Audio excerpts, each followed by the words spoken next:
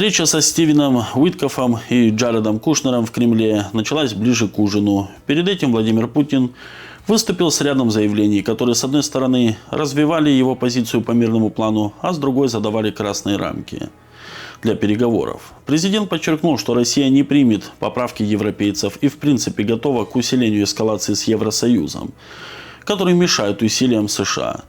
Россия не собирается воевать с европейскими странами, но если Европа начнет войну, мы готовы прямо сейчас, сказал Владимир Владимирович Путин. У Стива Уиткофа и Джареда Кушнера, приземлившихся в Москве в районе обеда, было достаточно времени, чтобы прогуляться по городу. На этот раз Кирилл Дмитриев повел гостей в дорогой мишленовский ресторан, расположенный в гостинице «Метрополь», и специализирующийся на авторской русской кухне. Состоятельные россияне обычно посещают его перед походом в Большой театр. Но у американских представителей на вечер были другие планы. Владимир Путин специально организовал свой график так, чтобы переговоры с Уиткофом и Кушнером могли продолжаться столько, сколько нужно, хоть до глубокой ночи. Перед этим глава государства сделал ряд важных заявлений, проливающих свет на переговорную позицию Кремля. Накануне он посетил один из командных пунктов объединенной группировки войск, где заслушал доклады о продвижении российских вооруженных сил по всем направлениям. Это был явный сигнал, что Россия успешно справляется с задачами, поставленными в рамках СВО, а значит может настаивать на своих условиях. Причем в самом важном для обеих сторон территориальном вопросе. Как указали источники американских СМИ, именно этот вопрос в течение 5 часов обсуждался Уиткофом, Рубио и Кушнером на встрече с украинскими представителями во Флориде. И он же, можно не сомневаться, являлся краеугольным камнем переговоров в Кремле.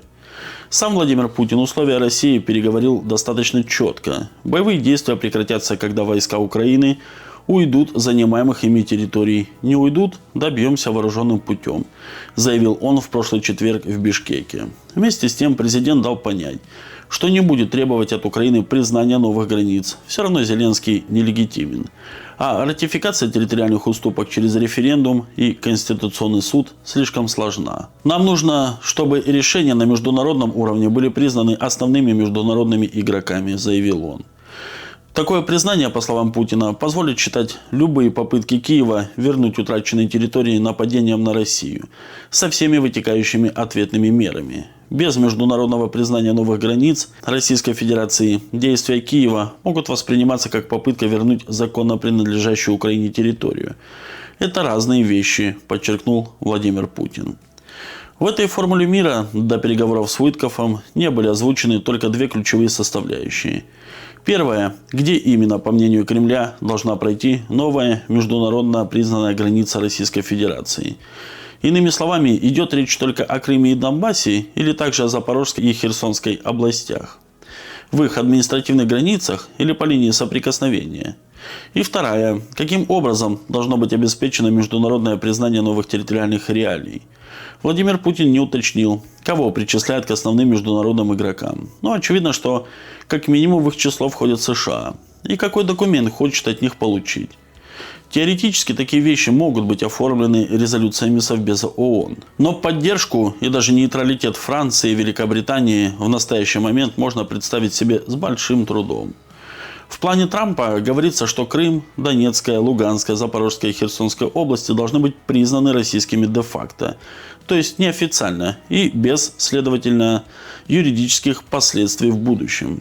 Путин, отвечая в Бишкеке на вопрос журналистов, как это де-факто, но не де-юре, сказал, что эта формулировка будет предметом наших переговоров с американской стороной. Вы правы, это один из ключевых моментов, отметил он.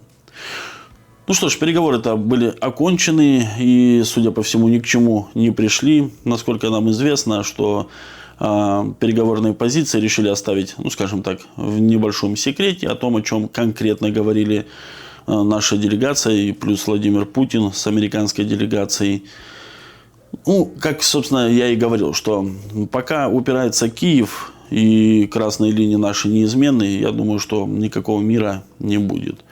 Пока кто-то не пойдет на попятную. Ну, либо мы военным путем не заставим Киев подписать то, что нам необходимо. В общем, пока как-то так, никаких мирных переговоров, мирных договоров пока не будет. Подписывайтесь, друзья, на наш канал, ставьте лайки и обязательно оставляйте свой комментарий.